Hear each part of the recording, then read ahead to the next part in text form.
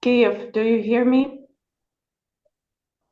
Yes, we can hear. Thank you very much for being with us. I will switch to French because we anticipated a translation from Ukrainian to French. Bonjour à tous et merci de venir nombreux ce matin pour cette conversation avec Olga Stefanishyna, vice-première ministre ukrainienne chargée de l'intégration européenne et euro-atlantique, et, après le dernier remaniement, le ministre de la Justice en charge de l'élaboration et de la mise en œuvre de la politique judiciaire de l'Ukraine. Madame Stefanishyna est également membre du Conseil national de sécurité et de défense de l'Ukraine. Madame la ministre, bonjour. Vous connaissez très bien l'IFRI. Nous nous sommes rencontrés à plusieurs reprises.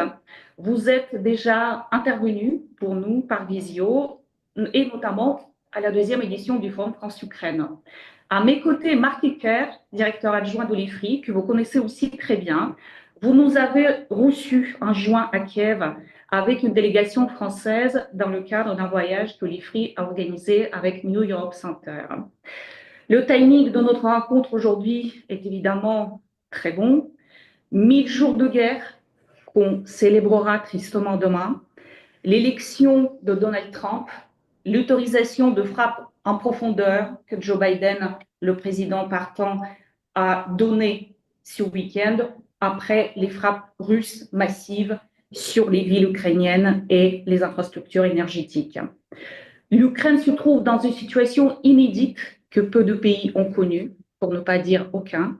Non seulement elle doit mener une guerre pour lutter contre l'invasion russe au front, mais elle doit protéger ses infrastructures civiles et en même temps entreprendre des réformes structurelles pour assurer son intégration dans l'Union européenne, conformément à son statut du pays candidat obtenu l'année dernière. L'Ukraine espère également assurer son avenir et se protéger contre toute nouvelle agression russe en adhérant à l'OTAN.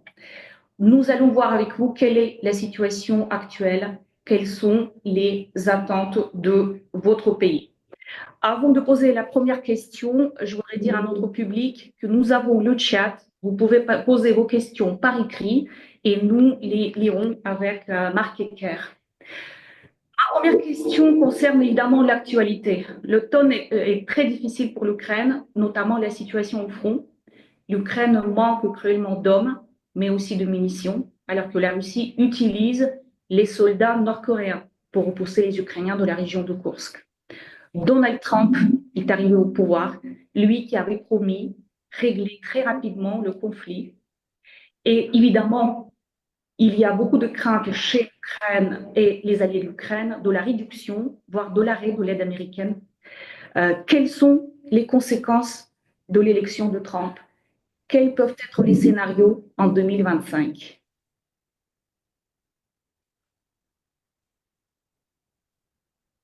À vous, Madame la Ministre. Вітаю вас і дуже Bonjour, merci beaucoup pour cette opportunité de parler avec vous. Je vois, en effet, il y a plusieurs participants et participantes.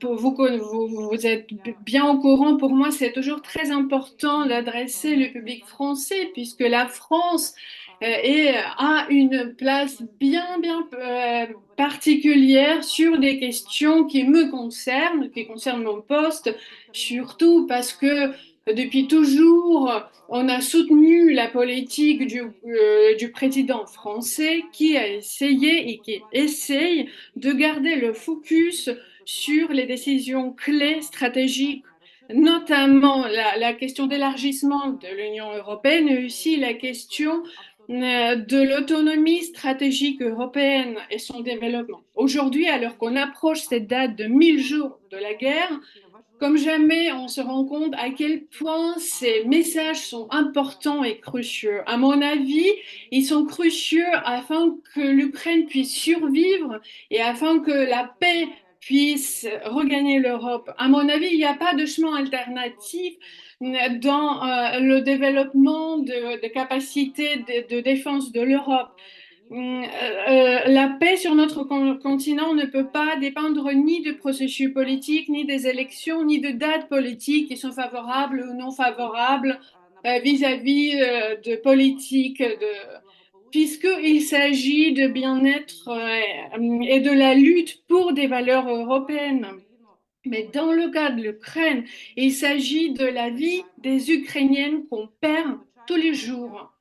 Bien sûr, j'aimerais avant tout vous rappeler que la possibilité d'avoir cette discussion, cet échange avec vous aujourd'hui, et aussi cette possibilité que certains politiques européens puissent initier les conversations avec le pays agresseur, nous avons cette possibilité uniquement parce que l'Ukraine tient le front, l'Ukraine se bat pour son indépendance et l'Ukraine continue toujours à être un pays indépendant démocratique, des gens qui se battent pour leur indépendance. Il ne faudra jamais oublier cela. Bien sûr, j'aimerais attirer votre attention que aujourd'hui, maintenant, il est temps de se concentrer sur nos priorités. La moindre chose qu'on souhaite voir, c'est la dispersion d'initiatives parmi nos alliés. Nous devrons nous concentrer sur des décisions importantes sur l'aide militaire, la question de frappe en profondeur des armes à longue portée afin de défendre l'Ukraine. Cette décision est très politisée, même s'il est tout à fait compréhensible d'un point de vue militaire. Il aligne à tous les standards de l'OTAN et tous les standards de politique de défense de n'importe quel pays qui est en train de défendre son territoire et ses citoyens. Aucune ressource dans le monde ne sera pas suffisante afin de défendre le ciel de l'Ukraine contre les missiles et les bombes russes autoguidées. Bien sûr, nous développons plusieurs choses.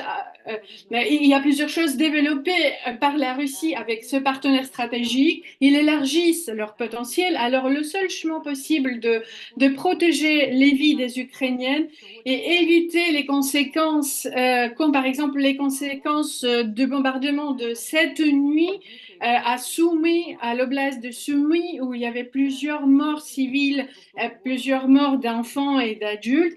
Alors, la seule solution, c'est d'écraser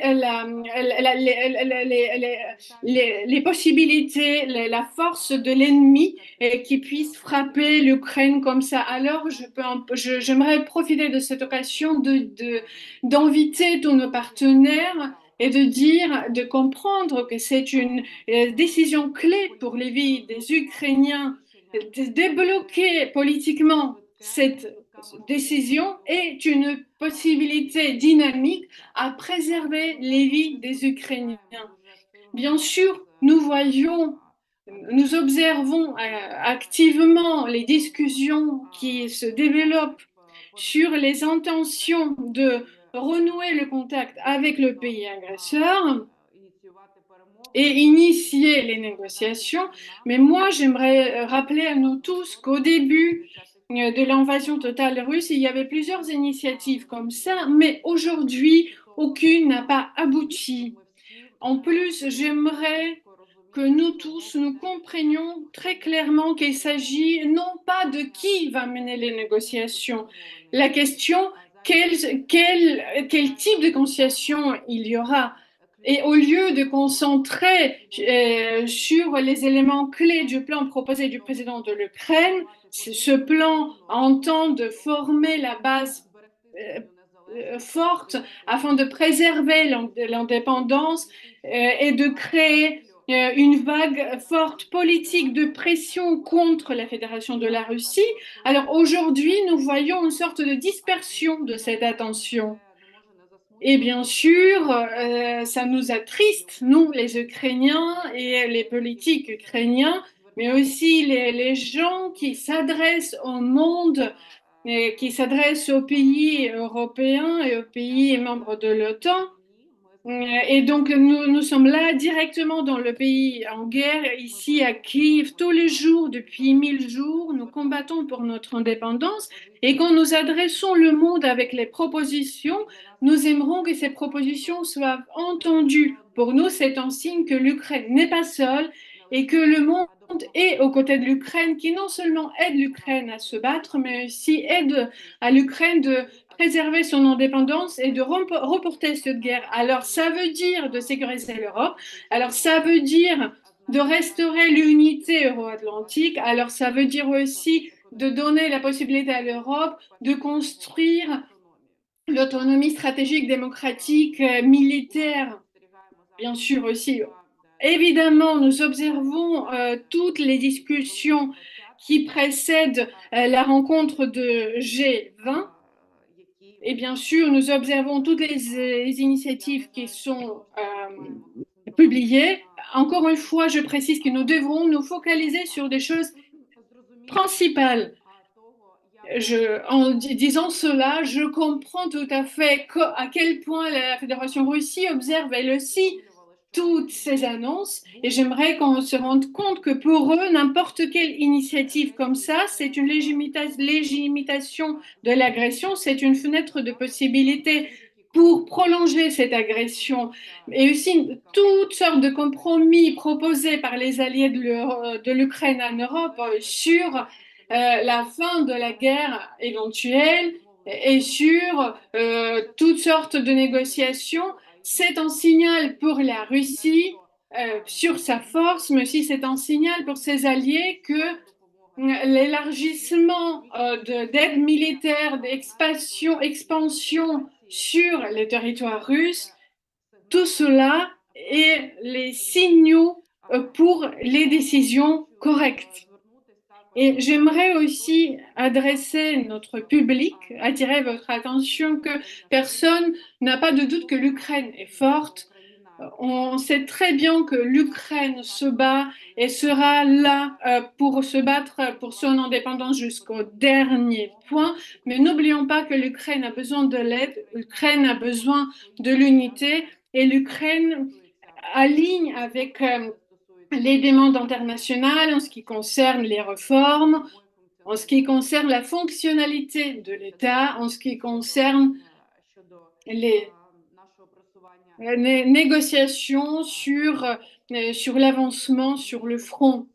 Alors mon message principal aujourd'hui, c'est que nous devrons être concentrés sur 5, 6 décisions clés que nous devrons confirmer aujourd'hui entre les Alliés et l'Ukraine afin de gagner cette guerre et gagner la paix après cette guerre. Je comprends que les processus politiques sont en cours, mais j'aimerais aussi attirer votre attention sur un des messages clés que vous avez entendu plusieurs fois de la part de l'Ukraine, surtout que quand notre équipe et le président ukrainien ont travaillé aux États-Unis avant les élections aux États-Unis et avant que le président Trump a reporté les élections, ce message était cela. C'est que nous-mêmes, nous sommes capables de définir la fin de cette guerre. Et le plan de la victoire du président Zelensky entendait de créer cette base solide afin que le monde démocratique pourrait former la chorégraphie de la victoire, la vision comment et quand cette guerre pourrait prendre fin. Et j'espère vivement que l'Europe, qui aujourd'hui a réussi à se stabiliser après les élections européennes, elle pourrait se mobiliser et avec nous pourrait écrire l'histoire de la victoire ukrainienne. Justement, pour rebondir sur le sujet européen, le chancelier Scholz a parlé il y a quelques jours à Poutine. Comment vous avez interprété cet appel-là? Craignez-vous qu'une partie des Européens n'attendent qu'une chose, de pouvoir renouer avec la Russie pour acheter du gaz russe au bon marché? Je caricature à peine. Vous nous avez dit à Kiev au mois de juin que vous étiez optimiste sur l'Europe, sur la défense autonome européenne. L'êtes-vous toujours? Est-ce que l'Europe peut prendre le relais pour l'aide militaire, mais aussi financière, si Donald Trump fait ce qu'il a promis pendant la campagne électorale, à savoir la réduction de l'aide à l'Ukraine?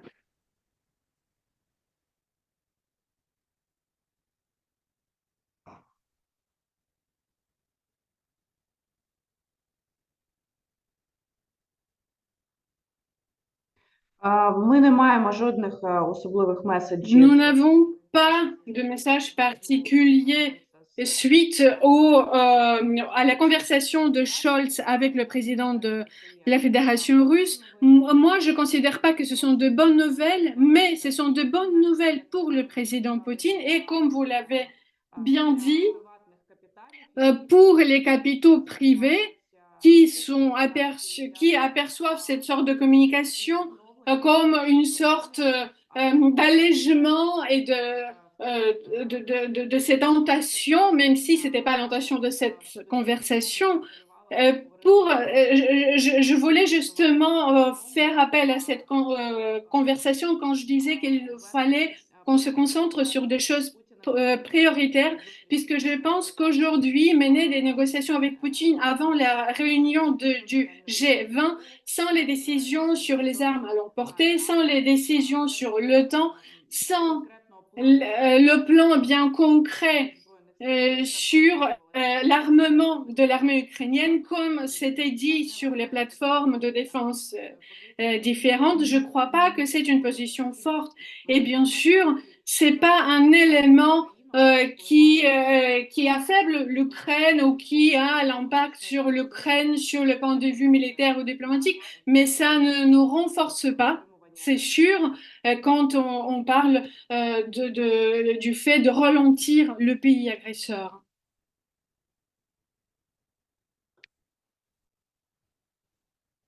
Tatiana, on ne vous entend pas. Oui, merci Madame la Ministre. Je voudrais rebondir à un autre point d'actualité que vous avez mentionné dans votre premier propos.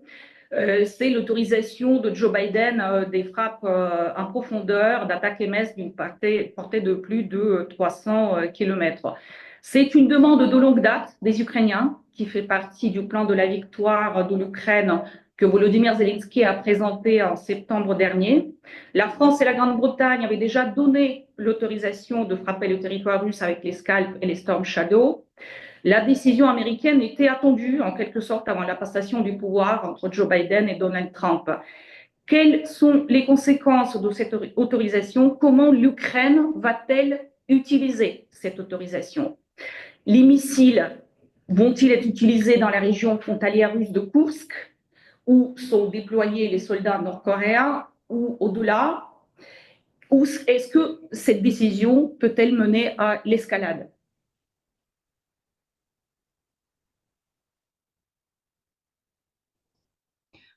Як я вже говорила на початку, це Comme je рішення vous avais dit au début, cette décision est bien mûre depuis longtemps. Et depuis longtemps, on était les otages des discussions politiques.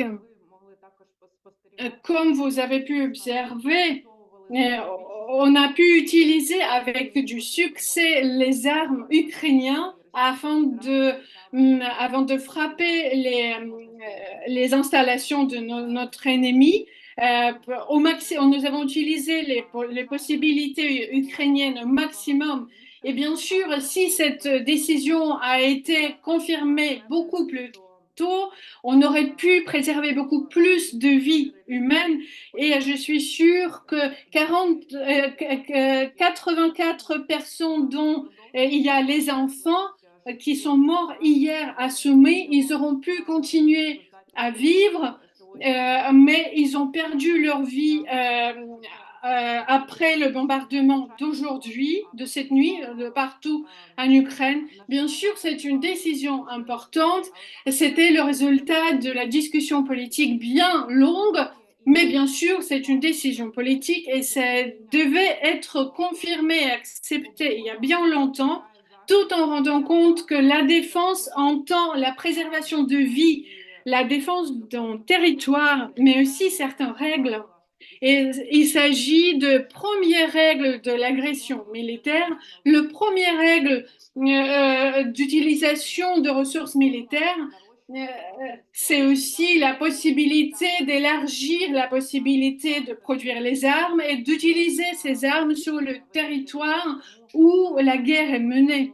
Alors c'est pour ça que j'aimerais attirer votre attention au fait que la France, dès le début, a été consciente et bien rationnelle vis-à-vis à cette décision. Et bien sûr, nous tous, on attendait le signal de la part de Washington. Je pourrais pas dévoiler certains détails. Moi aussi, j'ai eu quelques négociations là-bas, mais moi, je vais évaluer cette décision au moment quand l'Ukraine aura l'équipement militaire et quand elle aura cette possibilité physique d'utiliser ces armes afin de frapper en profondeur et quand nos militaires vont confirmer qu'ils ont ces possibilités selon les besoins précisés dans le plan du président Zelensky aux États-Unis et en France et dans d'autres capitales. Або це новини в медіа, або це навіть будуть Toutes les annonces ou bien les nouvelles dans les médias. Donc, nous avons vu les leaders de la France, de la Grande-Bretagne, des États-Unis qui l'ont annoncé. Donc, il faut on les évalue en fonction de l'utilisation de ces armes, de ces missiles sur les champs de bataille. Merci beaucoup, Madame la Ministre. Je vais passer la parole à mon collègue Marc Ecker, directeur adjoint de l'IFRI. Juste avant de passer la parole, je rappelle à nos publics que vous avez la possibilité de poser vos questions sur le chat et on les lira. Merci. Les questions commencent à arriver d'ailleurs. Madame la vice-première ministre, merci beaucoup de prendre le temps de cet échange. Nous vous avions effectivement rendu visite dans votre bureau à Kiev en juin. J'avais été frappé par la pile de documents relatifs à l'intégration dans l'Union européenne, puisque vous devez faire état régulièrement de vos progrès en matière de réforme et d'acquis communautaires. Et j'aimerais justement vous interroger là-dessus, parce que entre-temps, il y a eu notamment dans les nouvelles, un nouveau scandale de corruption, un scandale très important sur des certificats d'invalidité permettant à certains individus d'être dispensés d'aller au front. Ce scandale a conduit à la démission du procureur général d'Ukraine. Et donc j'aimerais, s'il vous plaît, que vous nous fassiez un point sur ce dossier particulier qui est la lutte contre la corruption, où beaucoup d'efforts ont l'air d'être déployés, mais ça n'empêche pas tout de même des scandales récurrents. Merci beaucoup de vos commentaires sur ce point.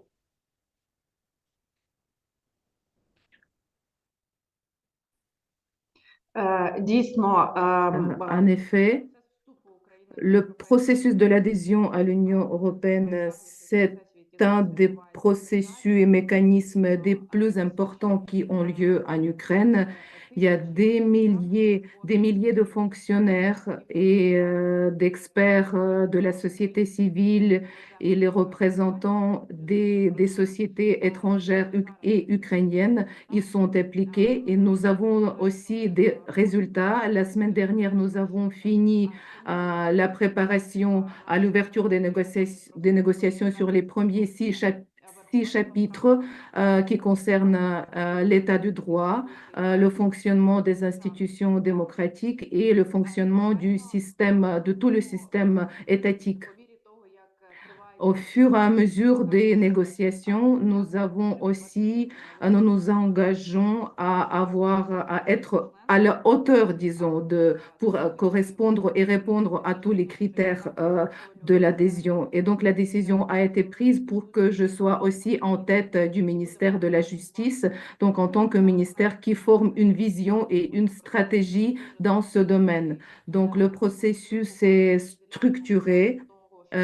Nous portons une attention particulière sur le fonctionnement des institutions de la lutte contre la corruption, y compris donc le système judiciaire. Et donc, ce système a eu tous les points nécessaires pour exercer ses fonctions et pour ne pas tolérer tout ce qui concerne les faits de corruption. Bien sûr, c'est triste ce qui nous arrive. Je ne voudrais pas, bien sûr, entendre toute cette actualité qui est triste, qui concerne la corruption. Mais je voudrais dire que la corruption existe aussi dans tous les pays. Il y a aussi des gens malhonnêtes et des fonctionnaires malhonnêtes dans tous les pays. Et il est important de voir quels sont des pas qui sont pris, des mesures qui sont prises pour prévenir la corruption ou pour après condamner cette corruption. Donc, notamment, vous avez parlé de cette situation avec les certificats médicaux.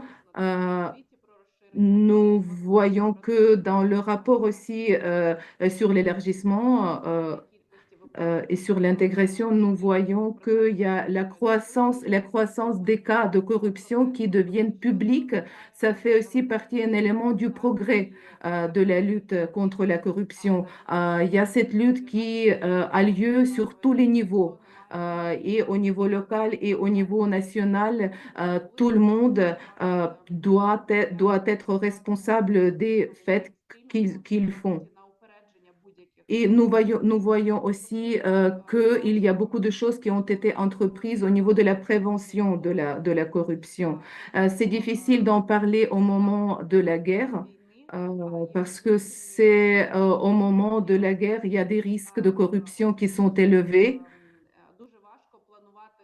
car il est difficile de prévoir, de prévoyer notre vie à long terme quand on vit en guerre. Et donc, les tentatives des gens qui essayent de faire des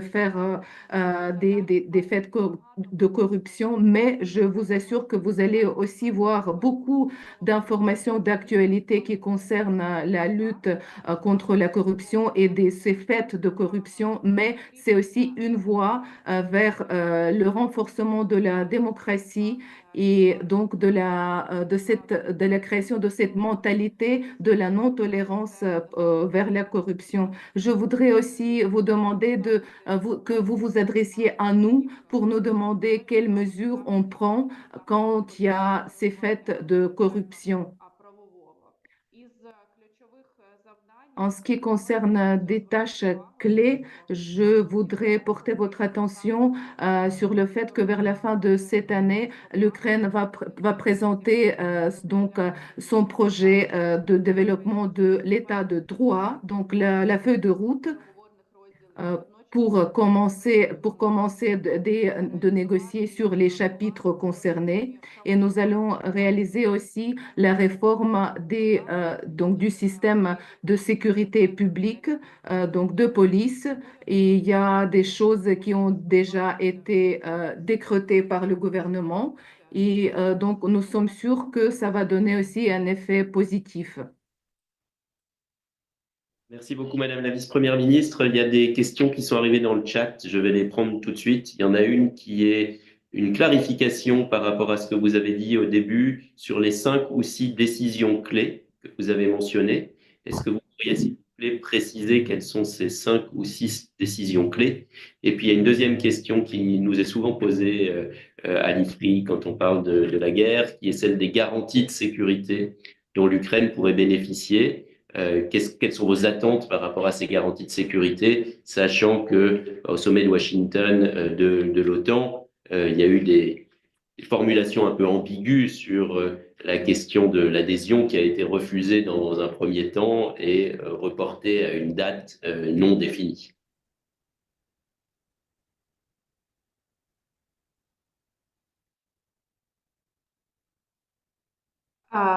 Так, дякую за прохання роз'яснити. Merci beaucoup pour cette question sur l'éclaircissement. Il s'agit des éléments donc du plan de victoire de M. Zelensky. Je voudrais que vous le preniez ce plan comme une vision qui permettrait de mobiliser les efforts des Alliés et des Ukrainiens pour avoir un effet maximal. Donc, c'est la mobilisation du soutien militaire de l'Ukraine pour que l'Ukraine puisse préserver la ligne de front, garder et avancer vers ses frontières, mais au début, au moins vers les frontières du février 2022. Donc, c'est l'équipement des brigades ukrainiennes Ça commence par l'équipement et voilà, et ça finit par l'autorisation d'utiliser des missiles à longue portée. Le deuxième élément, c'est le bloc qui concerne, donc c'est le potentiel non nucléaire de dissuasion.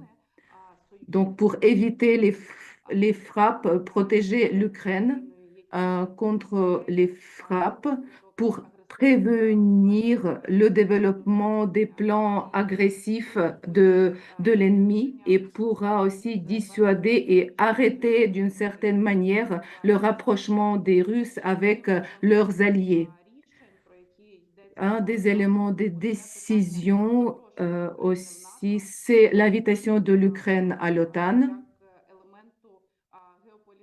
C'est un élément géopolitique, donc c'est un élément important pour la définition géopolitique de la situation ukrainienne.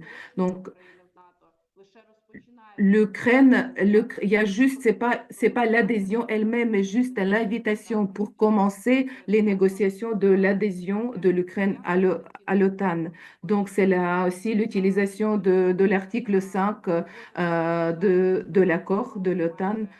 Donc, depuis 4 ans et de mes fonctions et depuis 3 ans de mon travail, il y a des centaines de fois quand nous avons refait et répété ces messages clés en ce qui concerne l'histoire surtout de l'Ukraine depuis les dernières 20 ans. Donc, j'espère que les alliés, même les plus sceptiques, ont changé d'avis. La France aussi non plus n'était jamais très partisan pour que l'Ukraine devienne membre de l'OTAN, mais elle a aussi changé d'avis. Donc, il faut renforcer ce front politique et avancer vers la victoire.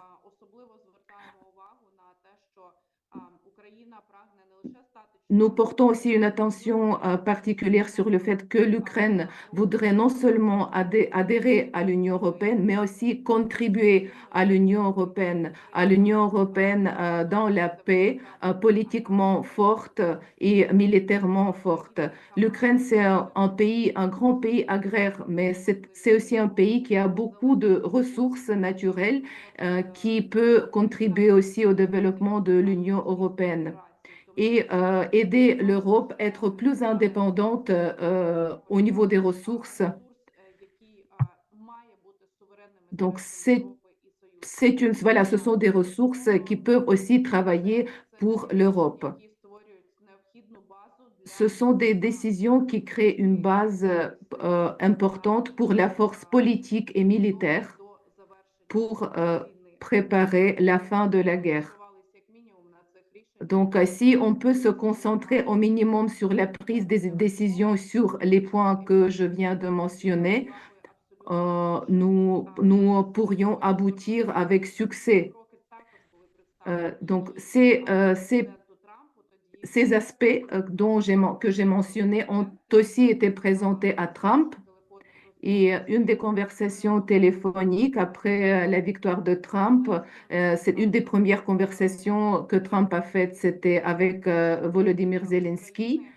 Et comme Zelensky a dit que la paix par la force, c'est pour l'instant voilà, c'est un moment qui est important, la paix par la force, et il faut remplir cette page qui est pour l'instant blanche, donc le message de la force, de la paix par la force. Et on reste toujours sur cette page. Merci beaucoup, Madame la Ministre. Je voudrais continuer sur le sujet de l'OTAN. Il y a actuellement des idées qui circulent que l'Ukraine pourrait devenir membre de l'OTAN sur le modèle de l'Allemagne de l'Ouest. Ce modèle consiste en admettre dans l'OTAN que les parties du pays sur lesquelles Kiev exerce un contrôle total. Et l'ancien secrétaire général de l'Alliance, Jens Stoltenberg, a aussi déclaré qu'il pourrait y avoir des moyens de rendre cela possible en mentionnant les garanties de sécurité que les États-Unis fournissent au Japon qui ne couvrent pas les îles Kuriles.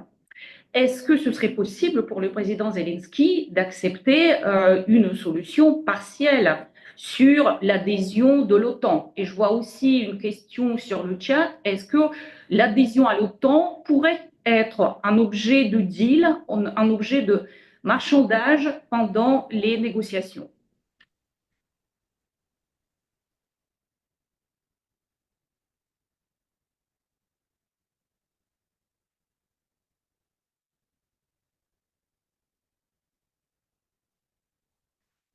Для цього потрібно, щоб союзники все ж таки визначили, що Україна Pour буде.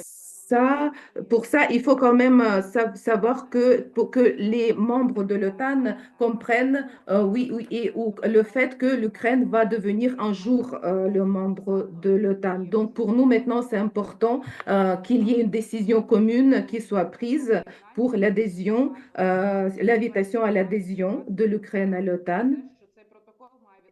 Et donc, ce protocole doit aussi refléter la situation actuelle sur le champ de bataille et donc aussi le cadre temporaire, donc quels sont les délais de l'adhésion. En ce qui concerne la justice et la responsabilité pour punir les crimes militaires, donc à mon avis, donc l'Ukraine doit être adhéré à l'OTAN sur la base de ses frontières de 1991. Donc après, l'utilisation, l'emploi de l'article 5, c'est déjà ça doit être discuté après l'adhésion de l'Ukraine à l'OTAN. Donc on doit avancer sur ce chemin. Donc, avant le début de la guerre, de la guerre totale, l'OTAN a invité la Russie à à organiser le conseil, le sommet la Russie-OTAN où les garanties de sécurité ont été discutées pour la Russie. Et donc, on a parlé sur la frontière ukrainienne sans l'Ukraine. Et donc, je pense que l'OTAN peut jouer son rôle, bien sûr, dans la fin pour finir la guerre.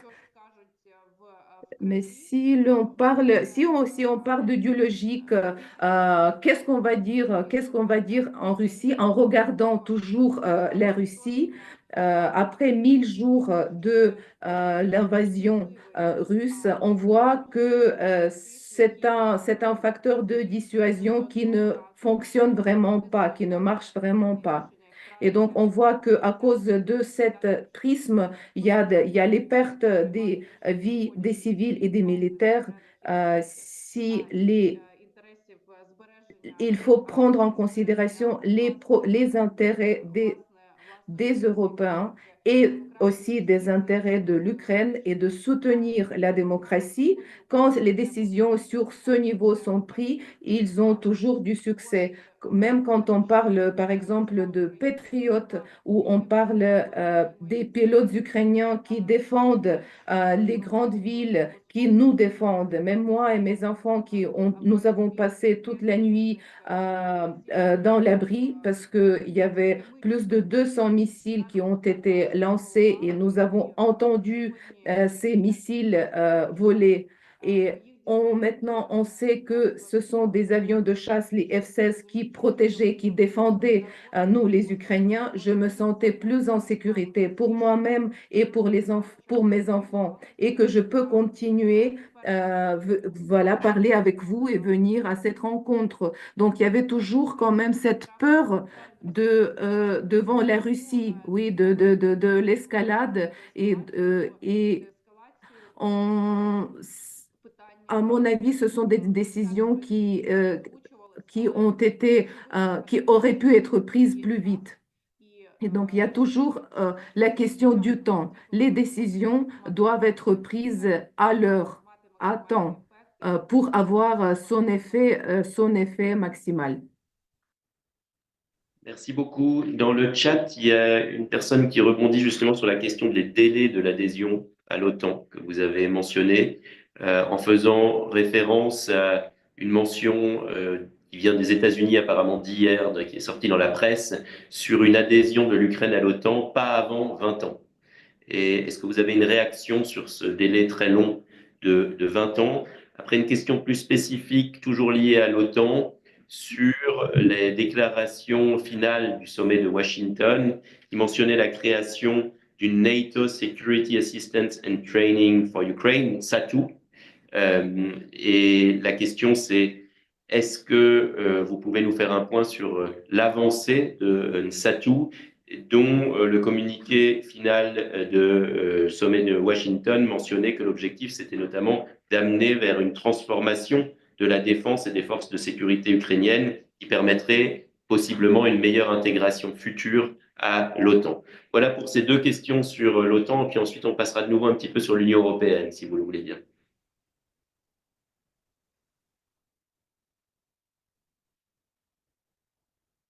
Дякую дуже за запитання. Merci beaucoup pour cette question. En effet, à Washington, les leaders ont été unanimes, les alliés aussi, en confirmant que l'Ukraine sera bien le membre de l'OTAN et cette décision n'est pas régressive. En même temps, c'est une déclaration du sommet, c'est pas une décision juridique. On en a vu beaucoup.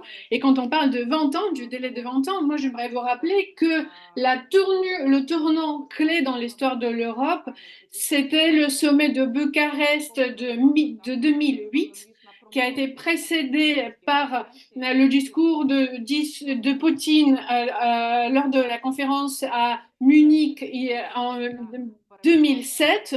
Et c'était à l'époque, aujourd'hui, l'Ukraine est dans l'état de guerre depuis 10 ans. Donc, n'oublions pas l'agression de la Russie qui a démarré en Géorgie. Et bien sûr, les conversations sur le délai ont un caractère plutôt général. Moi, j'aimerais vous rappeler que nous représentons le pays qui a cédé volontairement son potentiel nucléaire, qui était le 3e dans le monde entier. Et en signant le traité de Budapest, le mémorandum de Budapest, qui mentionnait non même pas l'OTAN, mais bien les positions qui ont donné la base du respect de limites constitutionnelles, le territoire de l'Ukraine, mais aussi sa sécurité. Bien sûr, c'était une décision, mais quand on parle du communiqué de ce sommet, c'est bien sûr important, ça nous rapproche envers cette décision clé, mais ce n'est pas une décision. Et les alliés devront prendre la décision à ce moment clé de l'histoire que l'Ukraine devrait rejoindre l'OTAN et que l'Ukraine devra inviter à rejoindre l'Alliance. C'est une procédure officielle prévue par le contrat de Washington. Et ensuite, le temps, les délais sont négociés lors de procédures particulières. Et je répète encore une fois, plusieurs fois, que avant d'éviter les spéculations politiques et le flirt avec Moscou à cause de cette sorte de choses. Ça, c'est pour la première question. C'est peut-être un commentaire quand même sur la deuxième, sur cette NATO Security Assistance and Training for Ukraine.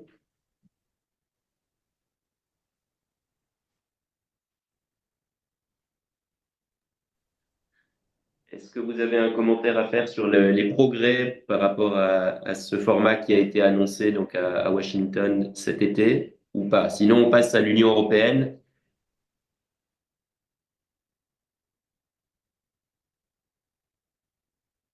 Так, дякую, що звернули увагу для Oui, merci d'évoquer ce point. Pour nous, c'est une initiative très importante qui est censée de coordonner tout le cycle d'élargissement de possibilités militaires en Ukraine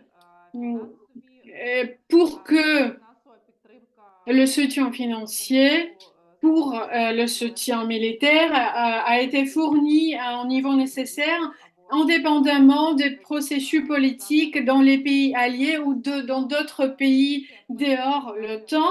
En même temps, cette mission prévoit le développement d'un grand centre de coordination qui permettrait d'une manière assez dynamique que les promesses politiques ont été réalisées et que l'Ukraine puisse utiliser l'aide militaire qui a été annoncée par l'Europe. On soutient le développement de cette mission et nous participons d'une manière très active dans son développement.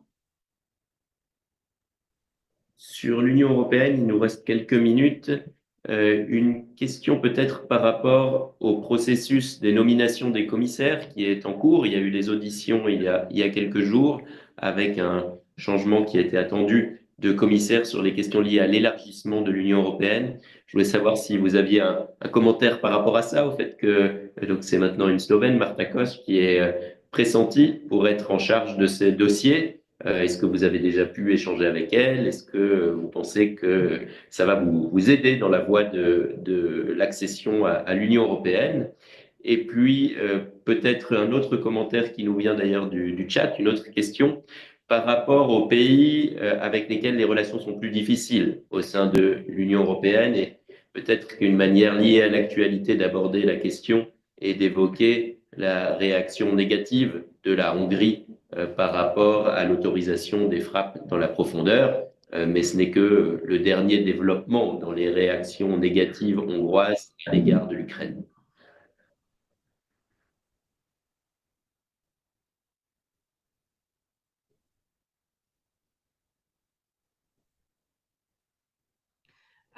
Так, дійсно, ми дуже Oui, en effet, on observait attentivement les sessions au sein du Parlement européen et nous souhaitons bonne chance à la nouvelle commissaire chargée des questions d'élargissement européenne.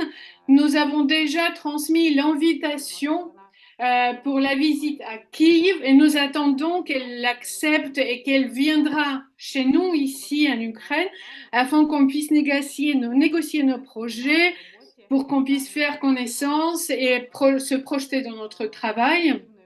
Et je pense que cette approche positive de la part de la commissaire européenne est très importante puisque non seulement l'Ukraine, mais tous les pays en voie de l'adhésion, nous allons contribuer au fait pour que son travail sur son poste soit effectif et porte des résultats pour jusqu'à la fin de sa cadence, tous les pays en voie d'adhésion puissent avoir cette possibilité de devenir l'État membre de l'Union européenne. Je considère que cette période que nous vivons est une période unique, historique, puisque l'Ukraine a ouvert cette fenêtre de possibilités et avec d'autres pays qui ont cette intention de rejoindre l'Union européenne pour que ce pays-là puisse travailler ensemble. Et je considère que c'est une contribution énorme dans l'avenir commun de l'Europe. Et j'espère vivement que la nouvelle commissaire européenne sera en mesure d'avancer ce processus au maximum. Et la dernière question, est-ce que vous pouvez me rappeler votre dernière question, s'il vous plaît? C'est une question qui vient du chat, qui est sur les relations qu'a l'Ukraine avec des pays qui sont un peu plus difficiles au sein de l'Union européenne. La Hongrie notamment, dans le chat, la Slovaquie a aussi été évoquée, mais c'est vrai que les réactions hongroises par rapport à l'autorisation des frappes dans la profondeur sont assez éloquentes. Donc peut-être que vous pouvez commenter l'évolution de ces relations avec ces pays.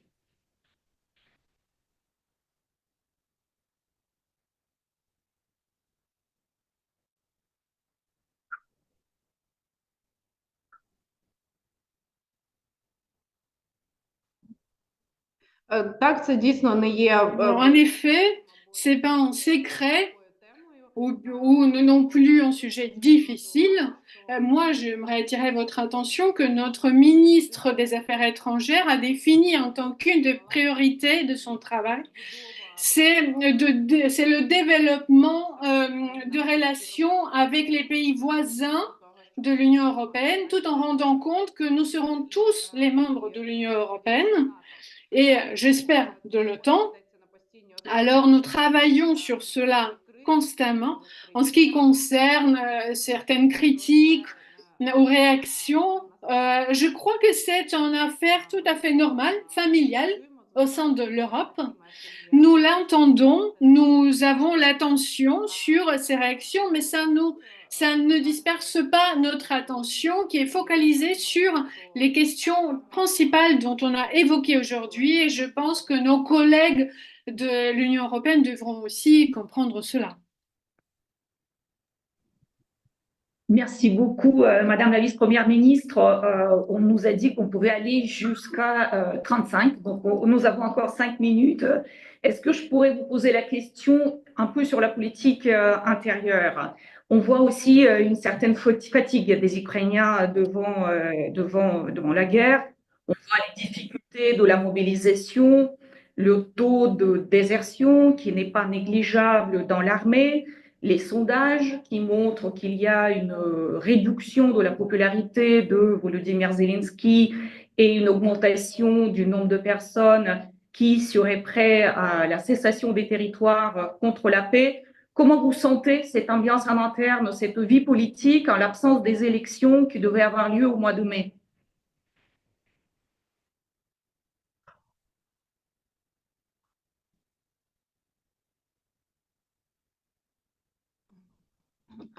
У нас він, звичайно, всі Bien sûr, tout le monde est fatigué. C'est vraiment difficile de vivre tous les jours dans les conditions de la guerre. Psychologiquement, émotionnellement, physiquement, c'est difficile. Il y a une fatigue, il y a un épuisement, mais sans doute, ça n'influence pas, n'impacte pas notre unité. Nous, les Ukrainiens, nous sommes une nation qui aime la liberté, qui aspire pour l'indépendance et dans tous les domaines. Et je pense il faudra encore, on pourra parler encore beaucoup de temps pour que vous puissiez aussi découvrir la nation ukrainienne. Mais peu importe ce qui se passe à l'intérieur du pays, en Ukraine, nous sommes toujours réunis, nous luttons tous ensemble quand il faut protéger notre liberté, défendre notre indépendance.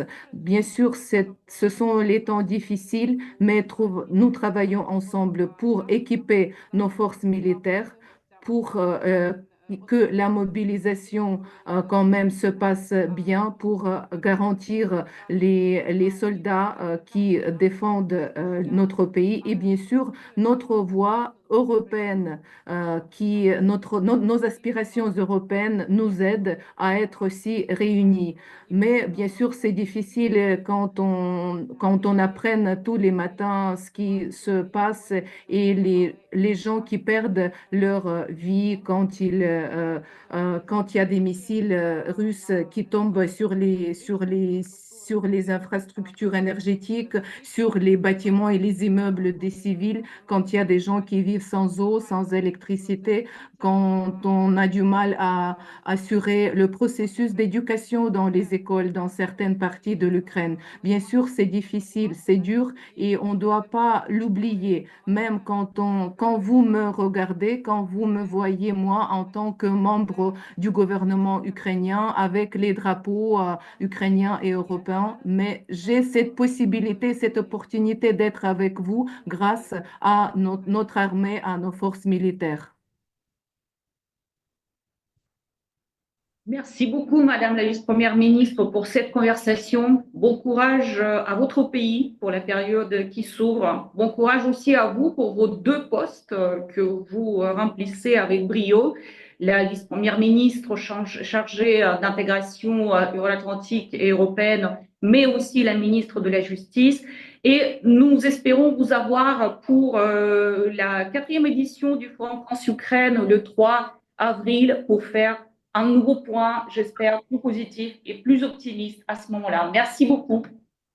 Merci, Madame la vice-première ministre. Дякую вам із задоволенням. Merci beaucoup. Je viendrai avec un grand plaisir.